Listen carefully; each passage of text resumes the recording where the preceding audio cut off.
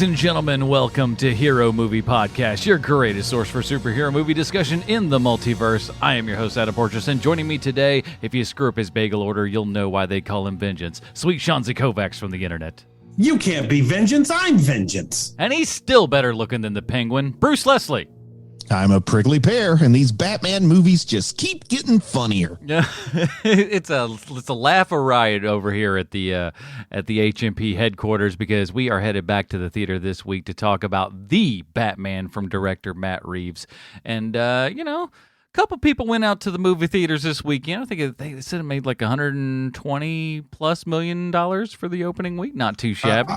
More than I made this weekend. I thought I read 128. Yeah, that sounds about right. So, those are all will be official in a couple of days and stuff. But I think DC's still doing it. But we'll see if if it's worth all of this hype and everything. But before we do that, we do want to say a big thank you to everyone who helped support the show over at Patreon.com/HMP. Doesn't matter what level you support the show at, pre-show, post-show, Dinger Zone, all of those fancy things are going to be coming right your way. And of course, every single month you get to vote on a movie that we watch. So, help the show and keep us going every week, and we appreciate all of you that do that as well. And as always, if you can't support the show monetarily, at least share it with a friend, tweet us out, do all those kinds of fun things, or give us a 5-star review over on iTunes, aka a humdinger.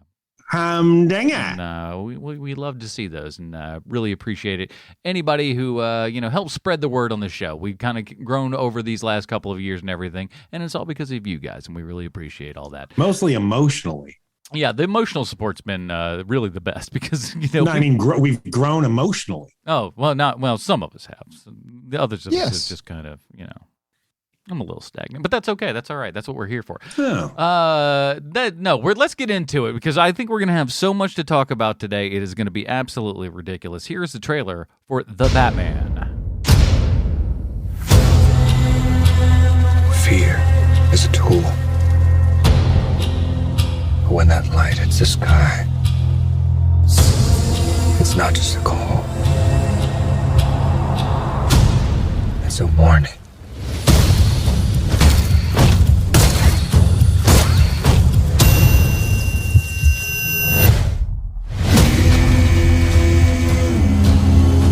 I've been trying to reach you.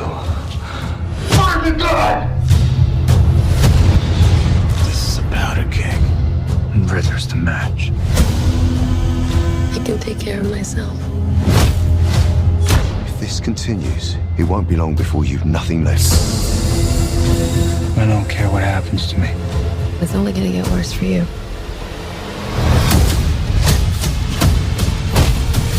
Whoa, take it easy, sweetheart. Hear everything they say, ain't you? Maybe we're not so different.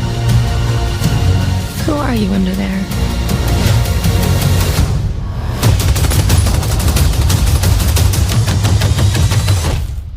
I'm Vengeance.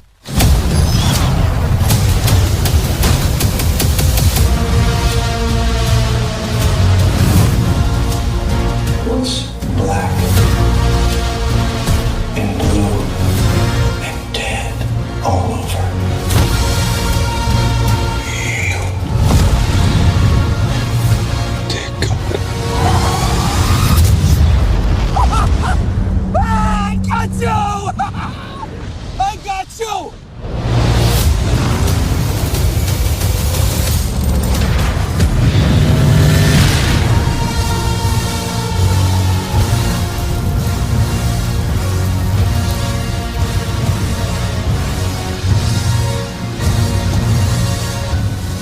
Alrighty, that was the trailer for The Batman, which is out in theaters right now. You know what time it is. It's time for Bruce's Comic Book Connection.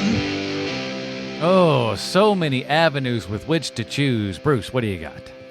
Batman.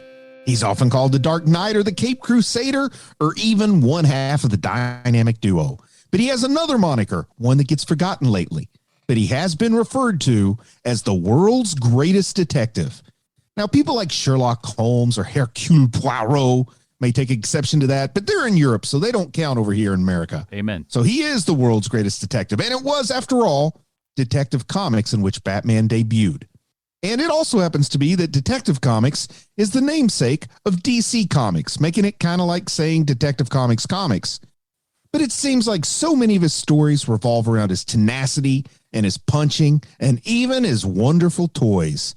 But fans of the detective side of Batman often consider The Long Halloween to be the best example of Bruce Wayne's powers of deduction. In this story, he tries to crack the case of a mysterious Gotham City serial killer known only as Holiday. The killer's modus operandi is to murder people once a month on whatever the closest thing is to a holiday in that month. Of course, as the name suggests, things come to a head at the end of October. In The Long Halloween, the major criminal forces at play are the bosses Maroni and Falcone, with the colorful characters who would later become Batman's rogues gallery surviving as lower-level thugs in service of the bosses. It has a nice twist ending that I won't spoil, and it suggests that in his first couple of years, Batman was fallible. The story also features the rise of Jim Gordon from police captain to police commissioner, and we learn of a time that Thomas Wayne saved Falcone's life when the criminal boss was shot and didn't go to the hospital. Hillary Goldstein of IGN Comics ranked The Long Halloween number 4 on a list of the 25 best Batman graphic novels and described the story as, quote, tight, engrossing, and intelligent writing that never betrays the characters, and says that it mixes Batman and Bruce Wayne's lives as well as anyone has, and it brilliantly demonstrates the bond of brotherhood shared by Batman, Jim Gordon, and the district attorney, Harvey Dent. It's no mystery that The Long Halloween heavily influenced Matt Reeves' take on Batman, but the real question is, where was Two-Face? Was he hidden in Arkham pulling strings the whole time? And speaking of pulling strings from an insane asylum, Adam, do you have a list? I do indeed. If that comic connection was enough for you, let me sell everybody on this latest gritty Dark Knight reboot, because this movie has everything. Ave Maria, 2 pairs of creepy binoculars, leather masks, something in the way, brooding, a Nighthawks reference, Sparkle Batman, Zoe Kravitz, who can finally say she's past dear old dad in the acting department. But what about guitars, Zoe? You shred? I'm just curious, that's all. Colin Farrell, who has somehow become the impossible offspring of Robert De Niro and Joe Pesci. John Turturro in a role where a car isn't peeing on him. That's always nice. We got Gollum, an amazing Michael Giacchino score that's a lot more involved than some might think. I'll have a Film Find episode about that in the future. Duct tape rats, thumb chopping, face smashing, arm breaking, skull crushing, glass smashing, bomb blowing, building scaling, gargoyle topping, squirrel suit flying, Commissioner Gordon punching, special appearance of a car at a funeral, actual detective work in a Batman movie, riddles your mom could solve, and one of the best car chases ever put to screen. This movie has everything, boys. Oh, it does. So It's a big one. It's a big one. yeah, 3 hours long, this sucker. Did it feel like 3 hours to you guys? Yes, it did to me. Yes. But I was tired. Yes, it did. And it doesn't help that it has 4 endings, which I'm not ever a fan of. I like it. I like this movie a lot. There's a lot to recommend it, but boy, it is long, and and part of it is because basically Matt Reeves said to himself, what if David Fincher directed a Batman movie? Yeah. Because that's what this movie is, basically. You know, I mean, it feels like a Fincher movie way more than it feels like a Matt Reeves movie. And it would go to show you that that's why the Riddler feels so much like the Zodiac Killer, is because it's basically connection. It's basically what it is. I mean, that is what the Riddler is in this movie, which is not necessarily a bad thing, because they definitely needed to do a bit of a revamp on that character movie wise. That doesn't deal with him like getting juiced up and like crazy, you know. Wearing a spandex suit. You didn't want the Jim Carrey, Frank Gorshin version? I love that version. I love both versions. You know, I know that Jim Carrey gets besmirched for him as the Riddler in that movie, but he's great in that movie for doing what he's doing. He's doing the perfect job. How can you hate Frank Gorshin? It's what the 90s called for. And by the way, just wanted to preface this because I'm sure we'll get a lot of new listeners in with all the big new comic releases that come out and stuff like that. We tend to get a lot of new listeners. There'll be spoilers throughout this entire podcast. So just so you know, if you haven't seen it yet, go watch the movie, come back. We'll have tons of spoilers here, just so you know you've been warned. And, you know, the biggest thing for me is the acting. The acting in this movie is just the best. Every performance is great. There's not a single moment where I was like, ooh, they're way out of their league. Yeah. It really felt right. I'm with you. I'm with you on the acting. I love the casting. I thought it was kind of interesting, but we'll get into Paul Dano's performance, I'm sure, a whole lot more as we go along. As you already kind of hinted at, Colin Farrell was unrecognizable. I thought Pattinson did just fine. There were a few issues I had with the character, but they weren't Pattinson's fault. They probably go more on the lap of Reeves or people on his crew.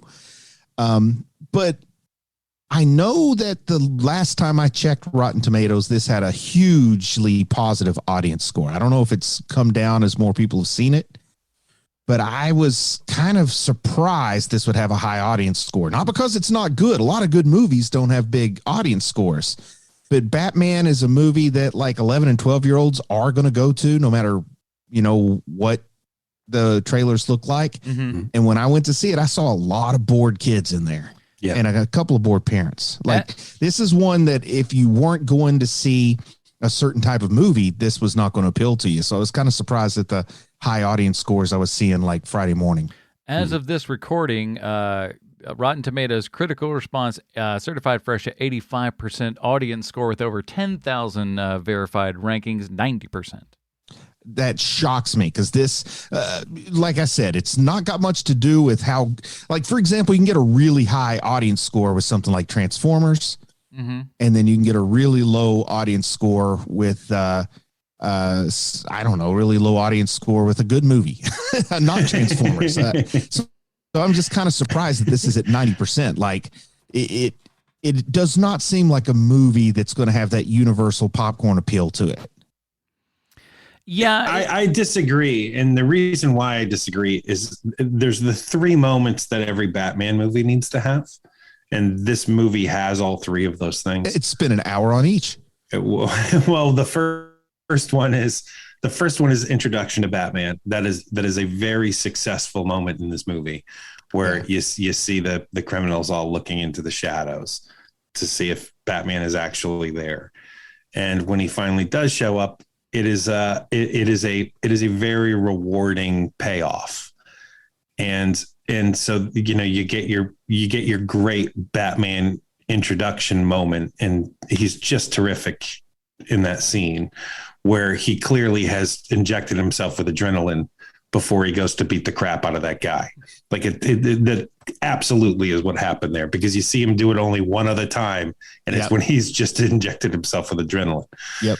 The second time is the car, and the introduction to the new Batmobile is as big an introduction as the Batman introduction. It does get a little fast and furious at times there, and I mean that in the positive way. Oh yeah, it's like I told people, because I watched this like a day early, and I was telling people, like, you're not going to believe this, but you're going to be scared of the Batmobile.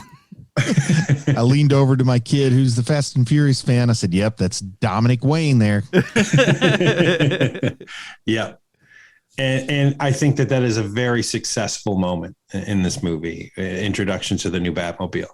And the third thing is you have to have the standoff with the villain.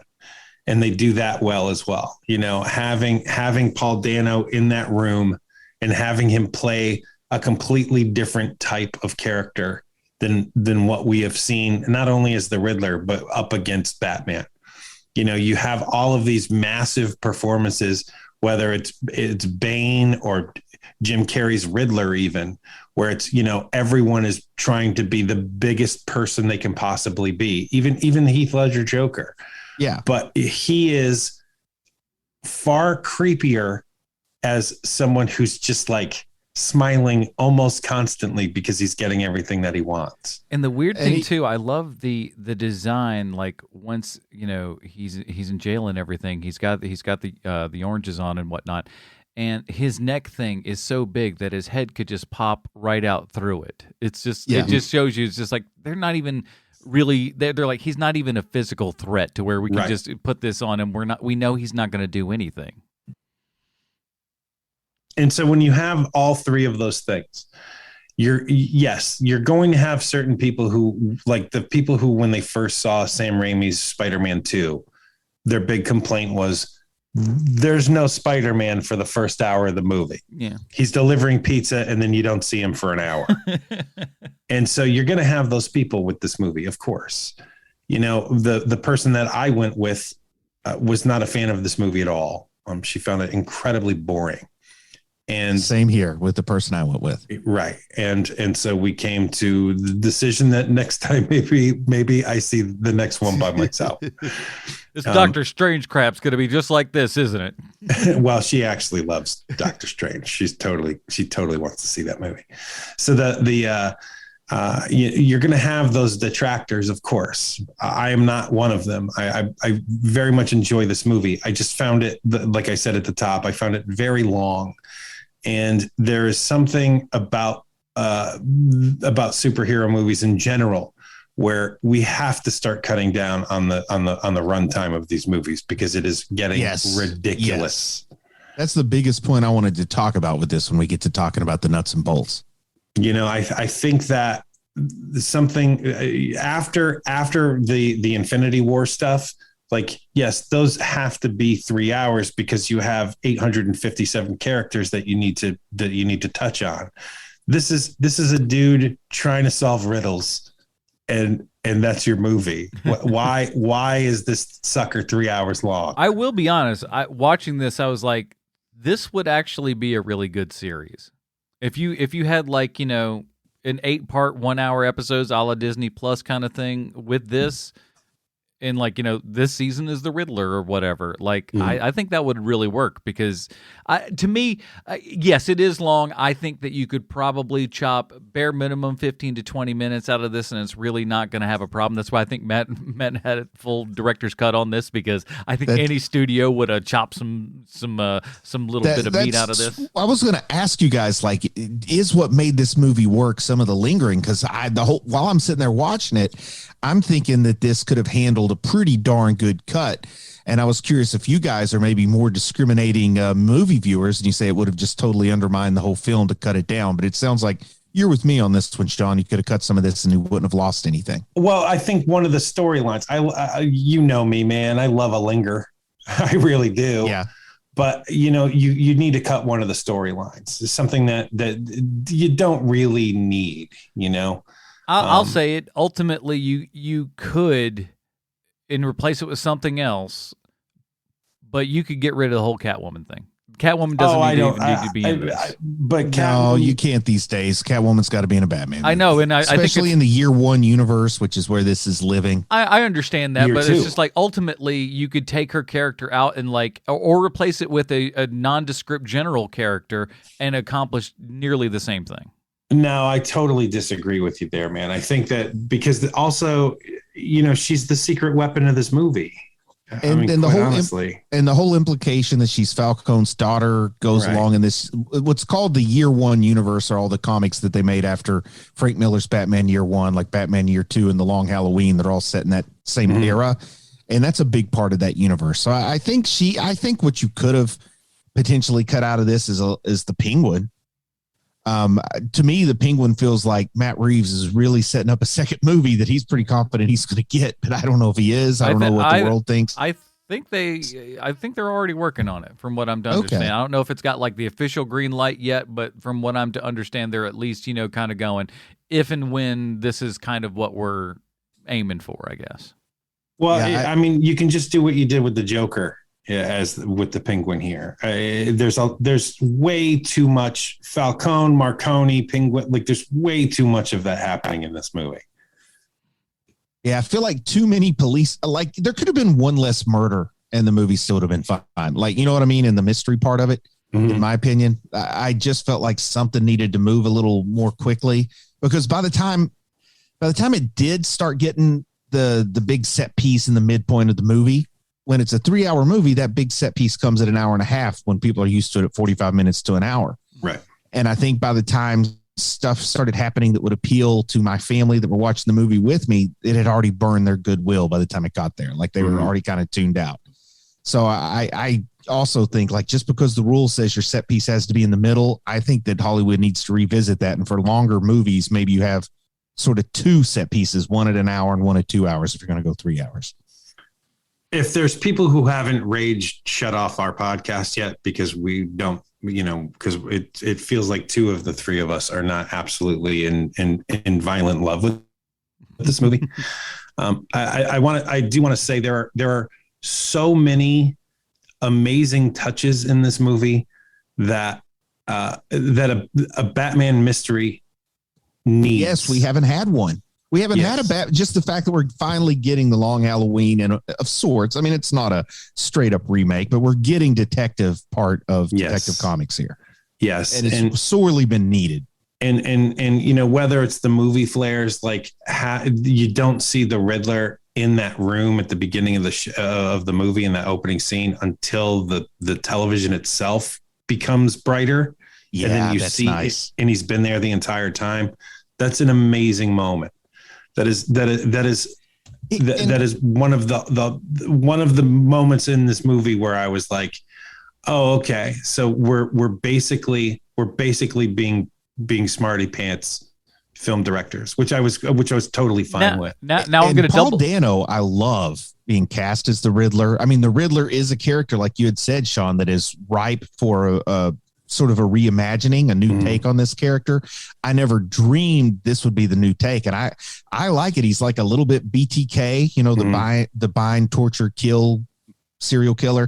He definitely has some smatterings, like he kind of looks like a mass shooter, and having the online thing and stuff. And in a way, that's kind of what he turns into. But he does have that like creepy guy serial killer vibe to him. Here's the best way possible. Yeah, Paul Dano has the perfect, beautiful little face because he has that like cherubic innocence, and yet there can be a villainous anger behind it that when it rears its head, it is just massively scary, and he has that ability to switch that and just I mean, ungodly what a career this man has had, and frankly I don't think gets nearly enough praise as he should. Totally not from regular movie viewers, but like he is so good. Like I don't want to go so far as to say Heath Ledger level here, but it is of those kinds of performances where you're just like, he is just murdering it in this movie. I would say he may surpass Heath Ledger's the most disturbing villain that I've seen. I think we're doing apples and oranges here because that's true. They're very different. What Heath Ledger had to do was far harder than what Paul Dano has to do. It's in the script, Paul Dano. It's not in the script for Heath Ledger's Joker. I mean, he came up with that. Yeah, there's a lot of really interesting choices that he was clearly specifically making. Yes. I'll give the credit then to the story here, but this story gives us the most disturbing villain that Batman's had to face. This goes dark like comics and not like movie version of dark. Right. And it's well served. I mean, I don't know who's going to out Paul Dano with this stuff. I do have to say, I think that he is good enough in this role now that the next person who has to be the Riddler, they basically have to do what Heath Ledger did with the Joker for people to go, yeah, wow. You're gonna have to reinvent the wheel on the Riddler after what I this think is. 1987 Beau Bridges could have done this performance. Beau Bridges Bridges on this. Yeah, 1987 Beau Bridges would have been a good He villain. wants it more. That's the difference. He wants it more. It is the difference. Now, He's got that creepy face. Cool thing about, like you said, with the Riddler and his showing up on screen for the first time, he's in darkness, and like you said, when the TV light gets bright, he is lit up and everything. Batman has the exact opposite intro where he is in the darkness the entire time and then chooses specifically walk into the light and everything like that, which is really cool. And again, the juxtaposition between his kind of crazy madman writings in his diaries and everything, and this is how we justify it, so to speak, the voiceover and everything is Batman's journals, which I love, and I've always thought that a large part of Batman is that inner dialogue that you have in books, and I feel like is missing in actual movies because normally he's talking to Alfred or somebody else. If we're getting expository crap like that, I'd rather have this VO dialogue. In the beginning, when he's given his dialogue and his thoughts about Gotham and the danger Gotham's in, then we see him writing stuff down in his journal. Me being a Watchmen fan got such a Rorschach vibe from that I was really, really on this movie's side from pretty early on because of all that. Like I really loved that Rorschach take on Batman there in the beginning. Well, I mean, one of the things about this movie is that, one of the subtext things about this movie, because as you guys know, I'm a big fan of subtext. Loves it. Can't stop. Is that this entire movie is an allegory for addiction. I mean, okay. I thought you were talking about closed captioning for a minute. I see what you're saying. It's the whole thing is about addiction, whether it's Bruce Wayne's addiction to vengeance, whether it's actual addiction because everybody's taking those eye drops. There's even a character who's dressed as one of the anti-drug eye drop things. It's pretty amazing. And so all throughout the movie, you're like, I'm waiting for the big flip to happen. And what I noticed in that moment is that this movie ain't going to hold your hand. This movie is going to show you what you need to see, but it's not going to literally hold your hand and walk you through. Look, this is what's going, like when, the perfect example of this going backwards for a second is when Batman sees that Catwoman is wearing the same boots as the girl is in the picture, and he puts it together, two and two together, that these two are like together somehow. And it doesn't hold your hand. It doesn't tell you like, oh, look, they're wearing the same boots. Like it is literally just conveyed through. And then also it shows that even though it led him in the right direction, he misinterpreted the clue like later on. Yes. I love that part too. Once again, not holding your hand, but it shows you sometimes you just get lucky. Sometimes it's better to be lucky than good. Yes. And I think can we circle back to the eye drops for a minute? Mm-hmm. Mm-hmm. Because a lot of movies love to do this ridiculous like eye drop thing. Mm-hmm. Is it because like they're trying to come up with something that feels like a hypodermic needle, but they don't want people shooting up? Because like Judge Dredd did it with the eye drops. We know that Cowboy Bebop did it both in the anime and then the remake with the eye drops. And then we're seeing the eye drops here. And I'm kind of like over the eye drop drug delivery system. Did they even do that in RoboCop? I don't know. It feels authentic, as somebody who doesn't have any idea of how eyes work. It feels like an authentic thing. Because it's like it's the closest, kind of open thing where we can touch an organ on our body outside of skin. You know what I mean? It's just like that's kind of it's a weird, gooky, weird thing with the eyeball. So and everybody's put like an eye drop in their eye, so they know what goes on there. And if you just add drugs to the equation, I think most of us can put it together and go, oh, drugs in the eyeballs. That seems scary. Yeah. Yeah, it's just it's a weird thing to be a recurring trope. But it feels it feels like it would like absorb in your system faster if it's in the eyeball. It's like, with it butt chugging a beer or something. I'd love for butt chugging to be in the next movie. They got to find the butt chug merchant. Listen, I don't know what Batman movies you be watching, but what is that Marty movie? The Butt Chuggers on the loose. What is that comic book called? Fallen Stars or something? It's the one where the guy can't feel anything, and so the only way he can get drunk is by butt chugging. Anyway, I think it's is it awesome. Rising Stars? Was that Rising Stars? Yeah. It's the J. Michael Straczynski thing. Yeah. Oh, it sounds like him. It's it sounds like JMS. Good old butt chugging JMS. I tell you. Butt chugga.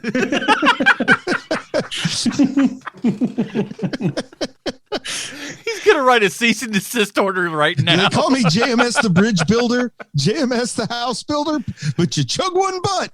All right, you get a little bit of a reputation. You chug one beer through your bum, and that's who you are for the rest of your life. So to get back to the movie, it's done by people who are very smart. Like they make a lot of smart decisions, to make a lot of like they have a lot of smart moments. There are a few moments in this movie where it's like the ridiculousness of the situation do come up. So for me, there was two moments. One is when Bruce Wayne is in the same room with Jim Gordon and he's talking to him, and then like 20 minutes later he shows up as Batman and talking to him, and Jim Gordon, who is a very good cop, does not notice, oh, that guy seems to have the same build and the exact same speech pattern, and like everything is the same, and they're even in the same room, I believe. Yeah, they're all over the place, and it's Jim Gordon may not necessarily be the best detective himself either. And the internet is slowed to a halt. Super.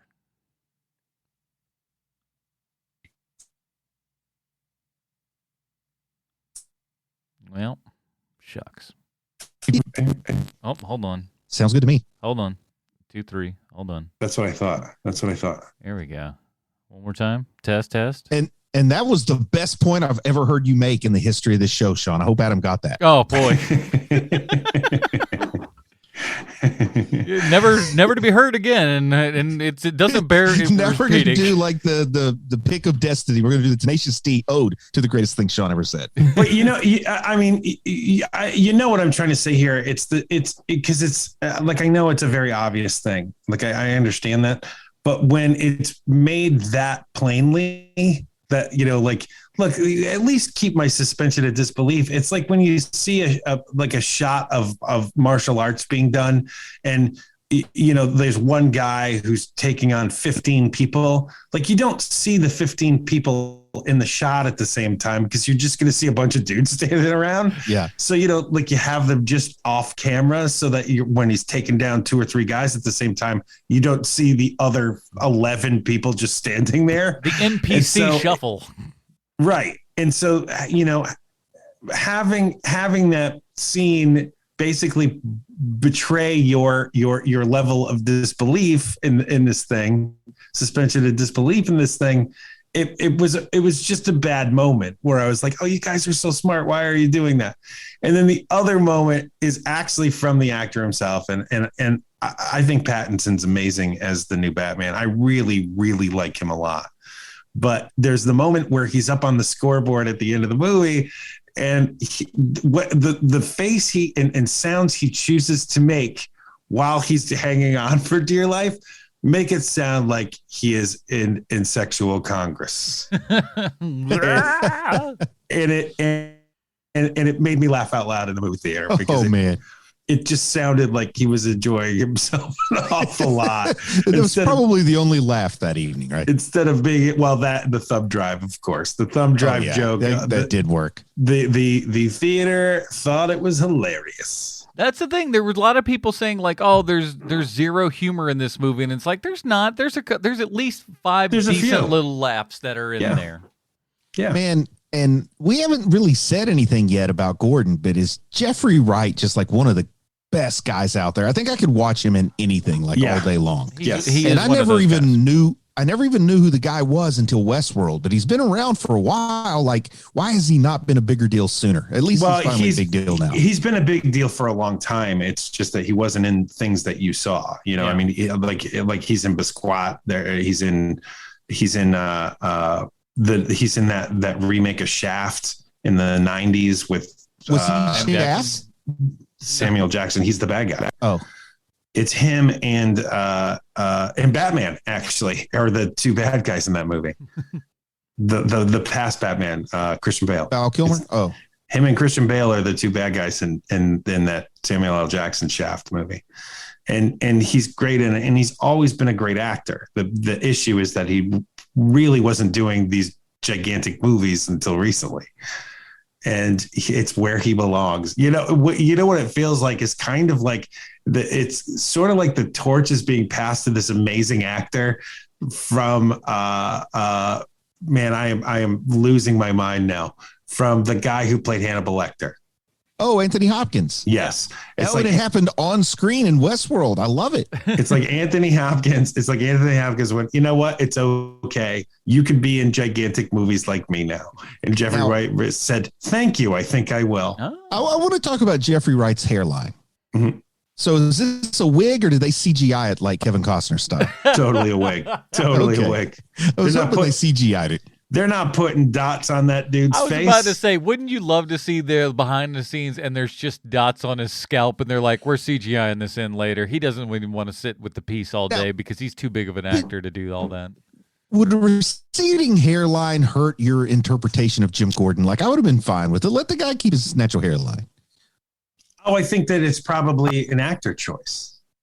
Oh, okay. Like it's not like we haven't seen it before there, Jeffrey. Come on, you're not fooling anybody. Well, it's like John Saxon would come on and be like, well, what kind of hair would you like me to have in this movie? Because like he just had all different kinds of wigs and stuff, and he just goes, I'll do whatever. I don't care. bring me one of Dante's beards. I'll just wear that on my head like they did in Clerks. Colin Farrell. Colin Farrell is like,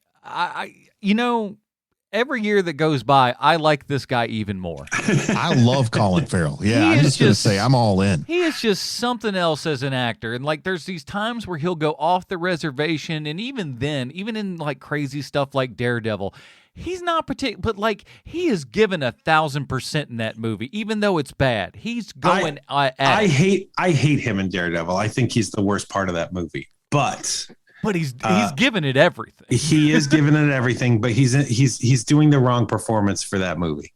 And I think that what he's doing here is basically the same thing. It's just that he is a different kind of crazy now. Yeah. and it shows and it's great.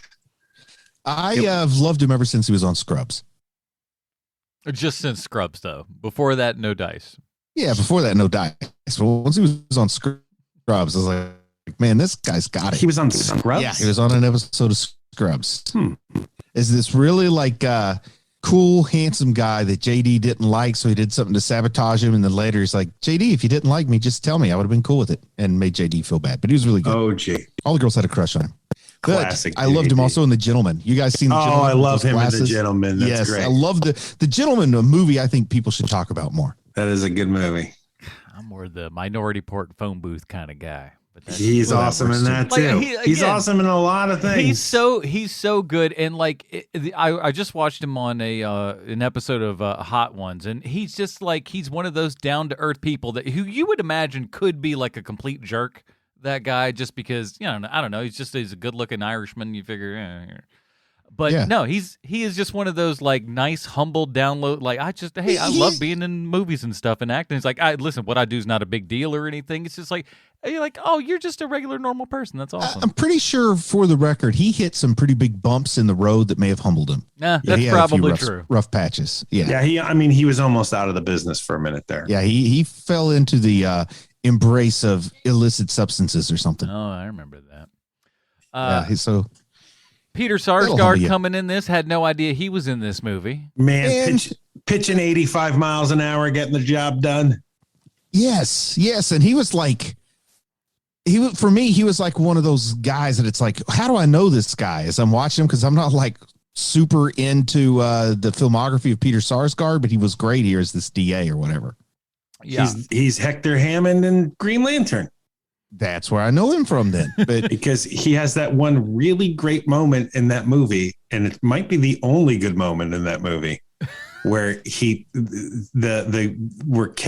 whoever's playing Carol Ferris says something to him, and he turns around and he's got this grin on his face like he's about 5 years old, and he's supposed to be this maniacal like crazy man, and he completely betrays it in that scene. And I was like, totally worth it. Good job by you, Skarsgård. Now, I really like Zoe in this, Zoe Kravitz, but I don't know if she's like I don't know if I thought she was a good kind of action star or is she a good actor. I don't know if I can tell. She's a great actor. Okay. She's great. I don't see that yet. The action part, you can see the wire work stuff. So she's not great at that yet. Because what I was getting pulled into was I just kind of liked her attitude. I kind of liked how she was presenting a very believable early career Selena Kyle. But I didn't know if I was liking her charisma or her acting. Like, I think those are kind of two different things. And so I was curious what you guys thought. Well, it's impossible for me to look at her and not see her mom. Yeah, she looks just like her. I mean, it's like looking at a clone. Oh, who's her mom? Lisa Bonet. Oh, yeah, I used to watch her on TV. Okay. So does that mean Jason Momoa's her dad? No, it's I know who Kravitz. that is, man. Yeah. I'm just being a jerk. Oh.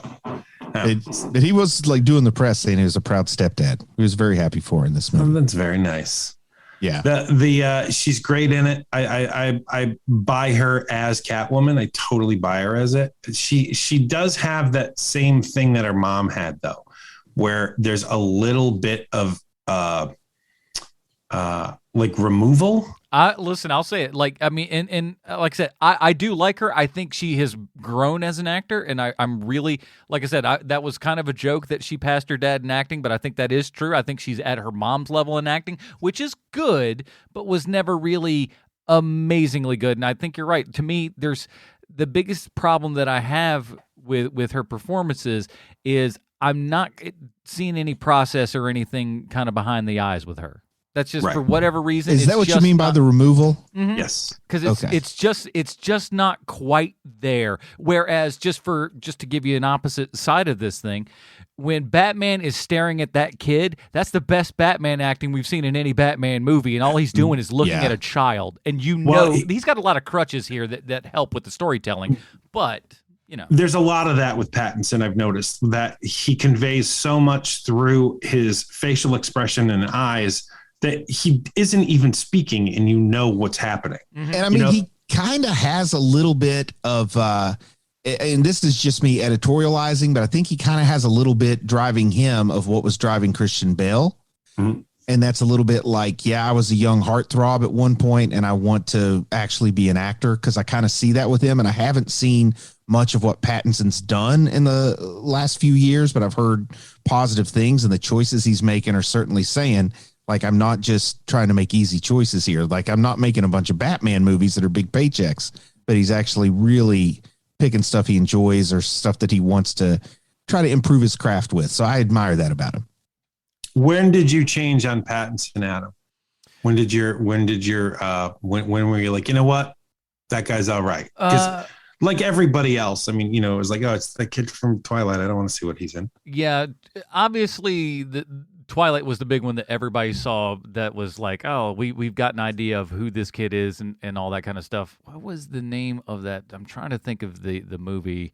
Let me see if I can find it here real fast. But it was a good time. Good Time was the big one. No, I did see Life. I saw Life, and that was good too. But Good Time was really the one that made me go like, oh, this is different. And a lot of that, true, I'm not going to lie, is a big Safdie brothers thing. They brought a lot to that, and I think they brought out a lot of really good in him and stuff like that. So I'd say that was like the one in 2017 that made me go like, oh, no. Like, I've seen him in other things, but this was the one that was like, oh, no, he's definitely for real. Because for me, it wasn't until The Lighthouse. I was going to ask if you guys had seen the Lighthouse movie. Yeah. Once I saw him in The Lighthouse, I was like, oh, this guy's for real. Like, he's an actual honest to God actor. Because I haven't seen the movie, but I feel like that's the one that got him a lot of respect from people that were holding out. Mm-hmm.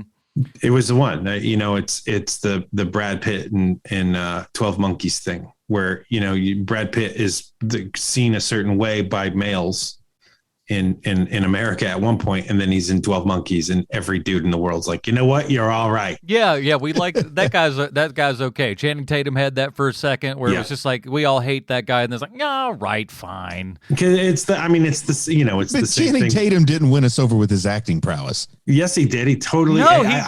He did. Absolutely. After 21 Jump Street, man, I was all in with that dude. It was like, I he's liked hilarious. him in 21 Jump Street. You're right. I'll give you that. But I think I've also seen him in other things, and I've thought, you know what? He's not that good of an actor, but I still like the guy. He seems fun. He seems nice. And he can move. So that's all he really needs. He is a huffer. But yeah, Pattinson is really great. I love where he's going. And I think ultimately I see at least an idea of what I think Matt Reeves kind of wants to do with this, because this Bruce, as we've kind of talked about, he's he's not unprepared, but he's not fully skilled out yet in everything. He hasn't hit the max. I love that we see, him, fail a couple of times on things. I thought that's, an important thing to do. I like the idea that he has not been a philanthropist at any point at this time. He's just kind of saving all of his money. He's become this recluse and everything, and has to kind of be pushed into like, hey, which you really think it'd be the opposite way of, I'll start throwing money at the city instead of I'll start beating the snot out of everyone in the street who's bad. You think you'd start with the money, but no, he went the opposite direction. Started with the beating in the streets and then goes, maybe I should probably start, giving some of my money away.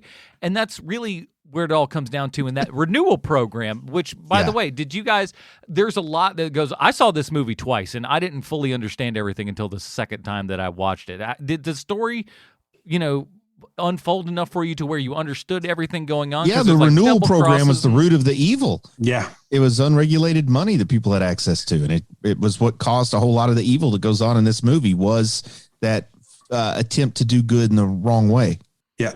So if you've seen this twice, Adam, because I just didn't have the time to do that because, who has half a day? Yeah. It has 6 hours. Yeah. I spent those 3 hours and then I went straight to work until like 4 o'clock in the morning.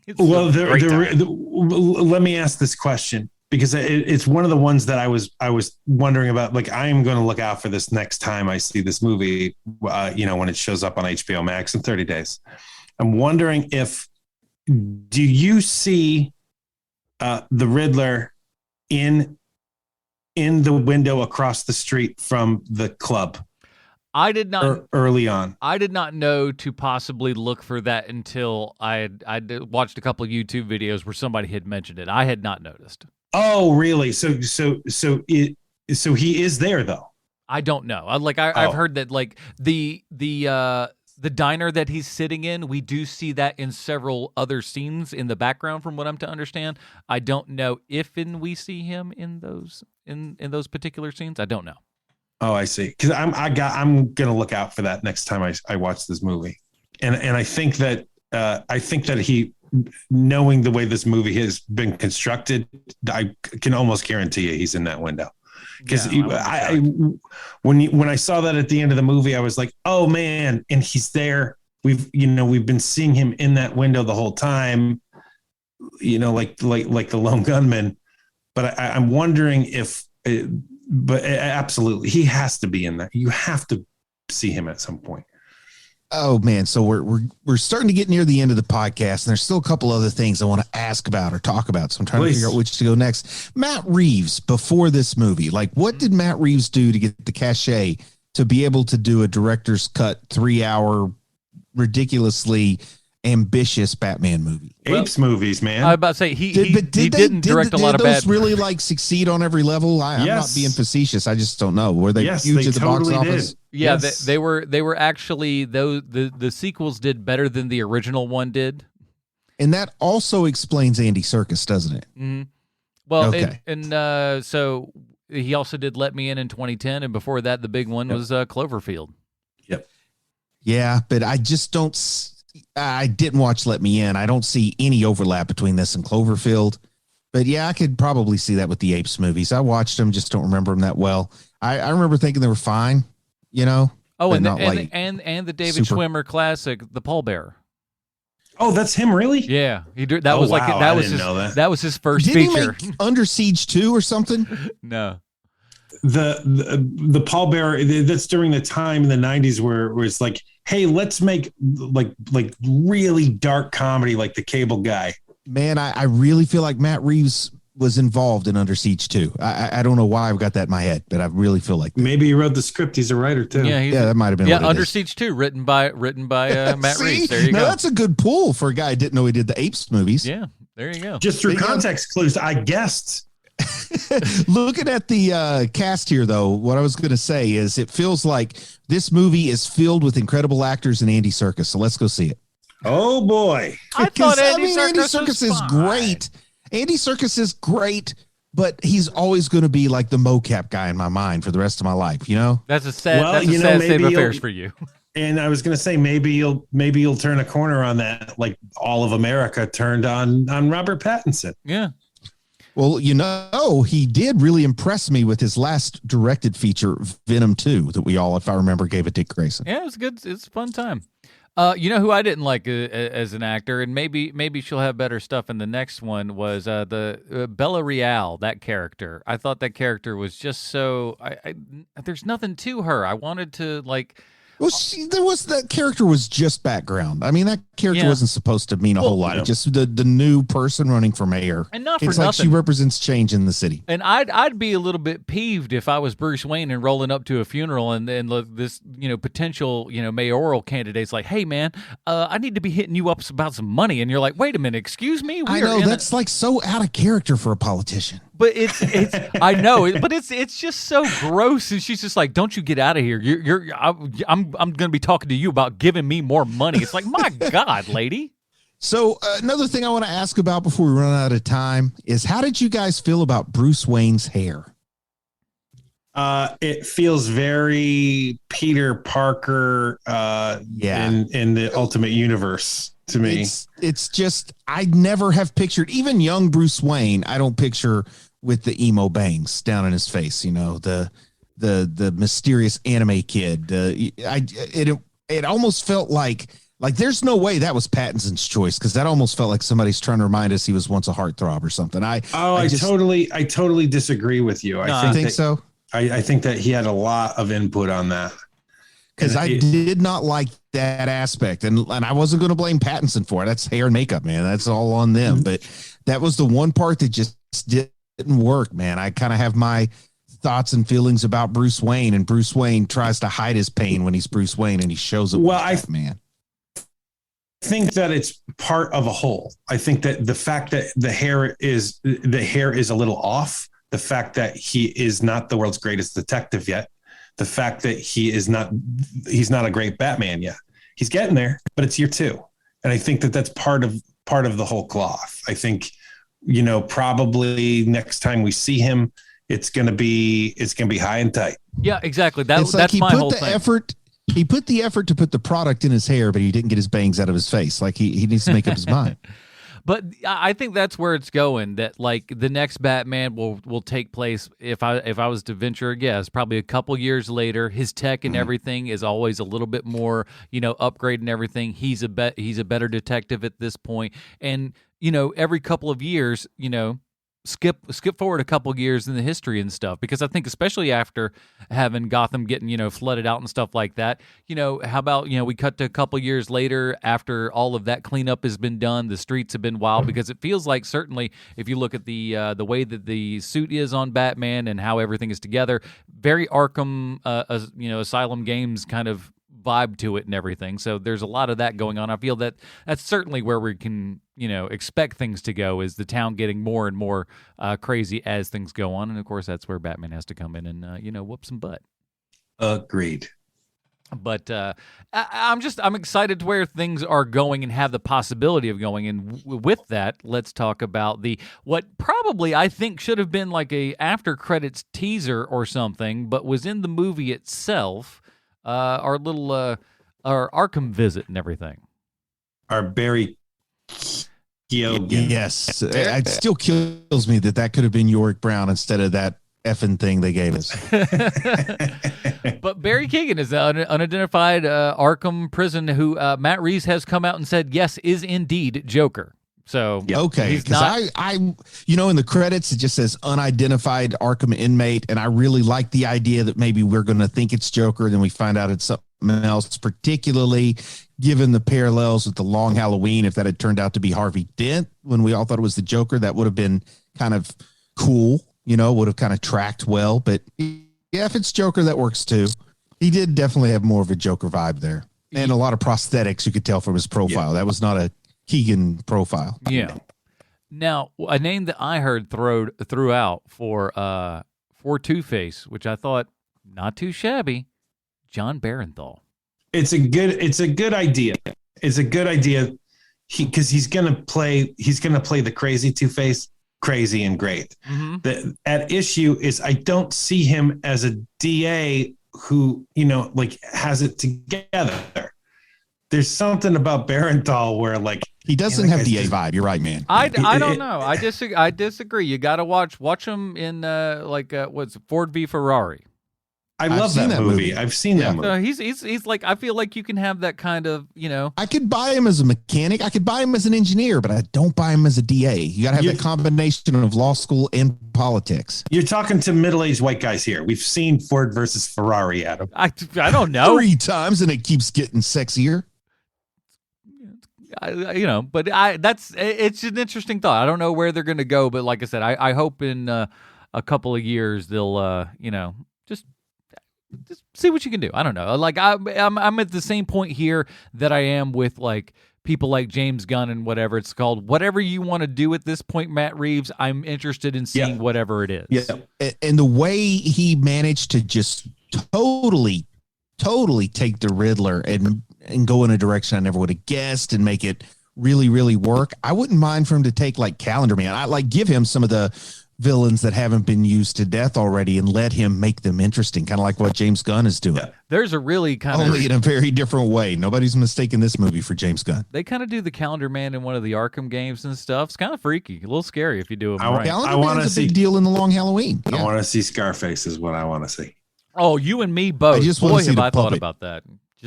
Just walking around with nobody else. This goes a very different Batman movie. Before we get to our Robin rating here and everything, we do have to ask ourselves one very important question: is how does this movie relate back 1-to-1 with Sylvester Stallone? Thank you, Adam. I have a prepared statement. Hello, Mr. Stallone. It's Sweet Shawnsy again, and I got to tell you, one of my favorite things about you is your painting. But after that, when you open about modern, in theaters right now movies, like the time you said you were upset over Michael Keaton playing Batman with the Velcroed on muscles, that was some A-plus Stallone right there. And when you called Bruce Willis greedy and lazy, I have to admit you were way in front of the curve on that one. I've seen no less than 3 think pieces on that guy's precipitous drop. And if he's willing to take millions of the Russian mafia's money to appear in a movie for one day of work, who am I to badmouth him? I mean, we all take chances. One time I told a woman I was romantically involved with that she looked terrible in a pair of jeans she was wearing. I knew I was taking my life into my own hands, but instead of the stupid sitcom response of her getting mad at me, she thanked me and changed pants. See, not all heroes wear capes. And Adam, I don't want you to take this information and use it incorrectly. This doesn't mean you can walk up to a stranger in the street and tell her you think she looks fat in a pair of Jordache. Then when she gets mad at you, say, I'm just being honest. I don't see what the big deal is. When you totally know, you know what the big deal is. Also, please note, Adam, I never said she looked fat. I said she looked terrible. And we had already had a prior agreement that I was to tell her when clothes of any kind made her look terrible or weird. Okay, moving on. Mr. Stallone, this week's Stallone connection is you, actually. You've spoken about Batman in the past, and I've been seeing a story come up in my news feed this week where during an interview with Ain't It Cool News, you were told that Frank Miller, writer of the genre-changing Dark Knight Returns, and a man who treats all people everywhere fairly and equally, had said he wanted you to play Bruce Wayne in his version of Batman, the tough old guy, the Dark Knight Returns. The Batman who said to himself, you know what I need? A tank. And here's what you had to say about that role, and I'm quoting here. It sounds very intriguing. I can certainly relate to his plight, and the main concern would be, do you have fire in your gut at that age to be interesting to watch? If the flame is still burning, which I suspect it will be, since I have reflux and ulcers anyway, something will still be simmering inside. So yes, that would be quite the revelation. Now, first of all, what? And secondly, as of writing this, you are currently 76 years old. And I'm not saying that a Stallone Batman movie would be an amazing idea. I'm not. I'm saying it's a good idea. I'm not saying it's a good idea. Sorry, I screwed that up. I'm not saying it's a good idea. I'm not even saying you should entertain this thought, but here's the thing. I totally want you to make this movie because it would be the best movie ever made. It could be. It may be so good that Bob Kane himself might come back from the dead to take credit for one more thing he had very little to do with. But a Stallone Dark Knight Returns may also be one of the greatest swings and misses Hollywood has ever made. Whatever movie you're thinking about right now, when you're thinking of the biggest flop of all time, it could be replaced with this movie. And that's amazing. Your name and legacy won't take that big a hit. You'll always be Rocky and Rambo and John Spartan. Demolition Man fans. But you could also be the guy that everyone agrees made a far worse Batman movie than Batman and Robin. And sir, that is an impressive feat by anyone's standards. Remember how brutal everyone was towards Ron Howard's Star Wars Solo movie? But now in retrospect, with the rest of the sequels, it's actually a pretty good movie. That could be people talking about Batman and Robin when compared to your movie.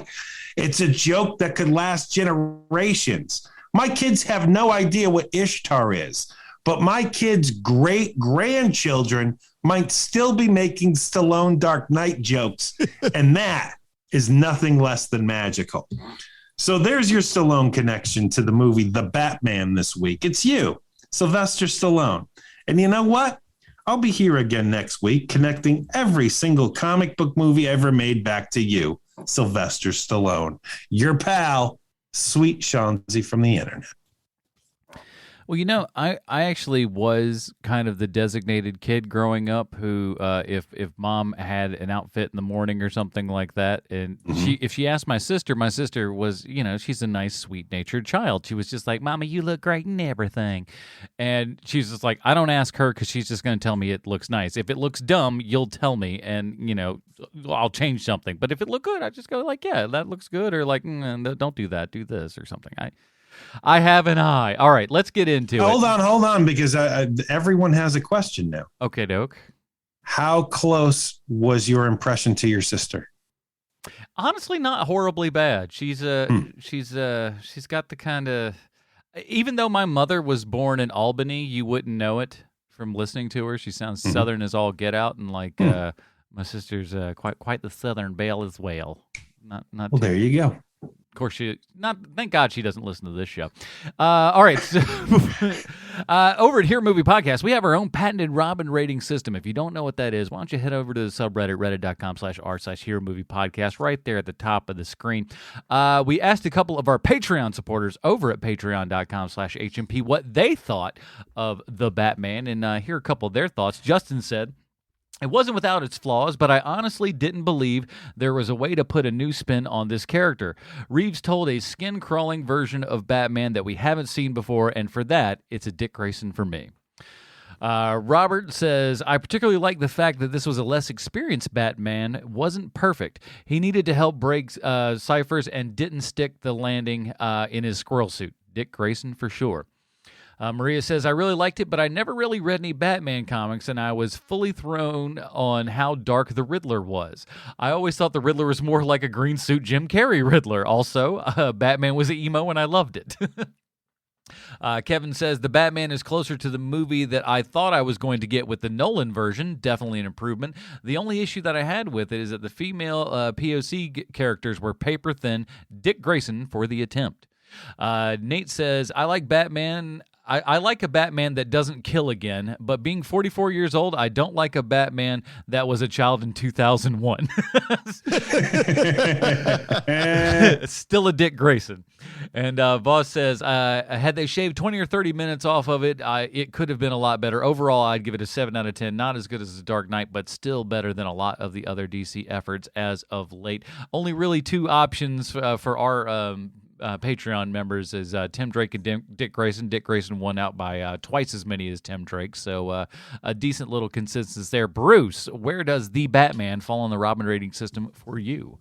There's a lot I admire in this movie, man. I'm glad we finally got to see Batman as a detective. I really, really like this Dark Riddler, but just like one of our patrons said there, it's a shade too long, man. I was yawning at times, and the family I was with were really angry at me for making them go see this on my birthday.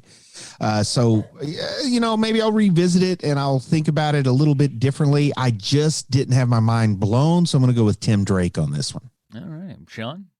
It's a Tim Drake for me as well. But that does bring up a point there that if Batman's parents were murdered in 2001, that means that they're probably going to see Attack of the Clones at the time.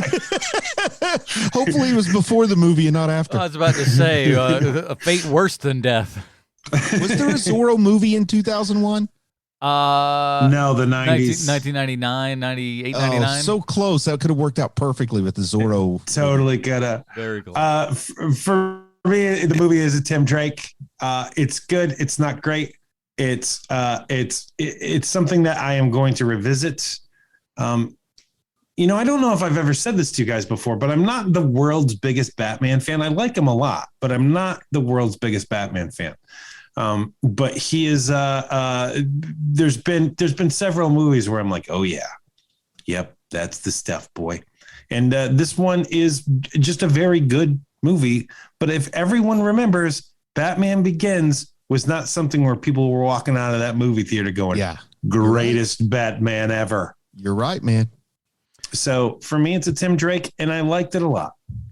I wouldn't consider myself the biggest Batman fan, but Batman and Spider-Man are always duking it out for favorite comic book character for me. So it's certainly high up there as far as my kind of, I don't want to say expectations, but my hopes. I wanted this to be good, and I finally, it feels like every iteration. Like I posted a thing on Twitter a couple days ago that I felt was very apt, where it was just kind of a taken thing from Watchmen with Dr. Manhattan sitting on Mars, just saying it's 1989. I'm watching a grittier Batman. It's 2003. I'm watching a grittier Batman. It's 2022. It's now I'm 40. I'm watching a grittier Batman. And it is the same. This is very much that same kind of thing where I feel like we have probably turned another leaf with Batman, and I think that this is going to be They can't get any grittier unless they give the franchise to Eli Roth. I'm here. telling you, you never really know. But I think with what we've seen from Matt Reeves, especially like I said, with those Apes films, they progressed. They had, they're very story involved in everything. And I think that's where this guy really leans, is that story first kind of thing. And I think Batman has truly kind of needed that. And I feel like we've got one of the first people who's kind of seen Batman. And even though it's early, I think in the subsequent Batman films, we're going to see a bit more of a Batman that we're probably more familiar with, the one that people would go like, oh, that feels far more like Batman than what we saw in this first one. And I think that's on purpose. I think we're looking for a wave of stuff here. I think between all the people involved, I think we're in for some good Batman movies. I would certainly hope. Yeah, so too. That's a Dick Grayson for me. I really love this. Like I said, I watched it twice in. I've lost a lot of sleep this past week watching this flipping movie and a couple of other things with work and stuff. But it's not perfect. There are flaws in it and stuff like that. But for what it does and how it does it, man, oh man, was I on board and engaged the entire time. And I followed far more of the story watching it the second time. Same thing with music. I'm going to talk more about this on the Film Find, later on this week. So check all that kind of good stuff out. That is it, everybody. We hope you enjoyed this episode. And guess what? We got a whole bunch of other episodes in the back catalog. So why don't you go check those out and be a subscriber if you're new to the show. And if you really love this show, please head on down to patreon.com/HMP. Pre-show, post-show, Dinger Zone. Get to vote. And, of course, like you heard today, we can hear what your reviews on the things that we watch are. And we'll be talking about that in just a minute. Bruce, where can we find more of your work on the internet? I like people to come check out my YouTube channel. You can find all kinds of anime dad reactions, reviews, and other comments going on over there. I had a great video where I discovered which Attack on Titan character I happen to be. And, of course, there's always coverage of cool things like Death Note, Jujutsu Kaisen, Demon Slayer, Full Metal Alchemist Brotherhood, and, of course, Attack on Titan. Go check it out. Sean, what else? It's not about where I've been. It's about where I'm going. So the next couple of podcasts that we have coming up is 30 Questions Moon Knight. I'm guessing that we're probably doing something with Kenobi. I'm guessing. Yeah. 30 Questions Kenobi. Check out those when they drop. Look at him with the slang. I love it. He's hip, guys. He's hip as hell. So do all that kind of good stuff. Just look up 30 Questions on any podcast app that you have. You'll find us there. And of course, check out the Film Find, where this week I'm going to be talking about a book review between Ron Howard and Clint Howard. They wrote a book about their early Hollywood experiences with their that's awesome. family and everything. Really great book. So I'm going to have a review of that. And a little later in this week, I'm going to talk a bit more about Batman, go into Michael Giacchino's score a good bit, because what he's done with this score is a mashup of Batman that people have never seen before. It might take me a little bit longer to do this show because I'm going to come with some audio receipts and stuff and play you a couple different clips of what I think he's kind of doing with this score, which is kind of amazing. So check out the Film Find, everybody. That is it, everybody. Join us next week when we're talking is it Mordred? Is that how I pronounce it?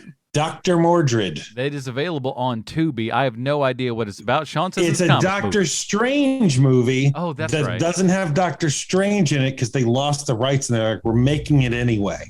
So yeah, and it's got Jeffrey Combs in it. It's going to be great. Jeffrey Combs, Full Moon Productions, Charles Band, and a ripoff of Doctor Strange. At this point, what else do you need to know? You're coming back here next week for that review. That is it, everybody. Join us next week for Dr. Mordred, for Sweet Chance of Kovacs from the internet. Bruce Leslie, I'm Adam Park. Just stay super, everybody. I'm Marty Needham.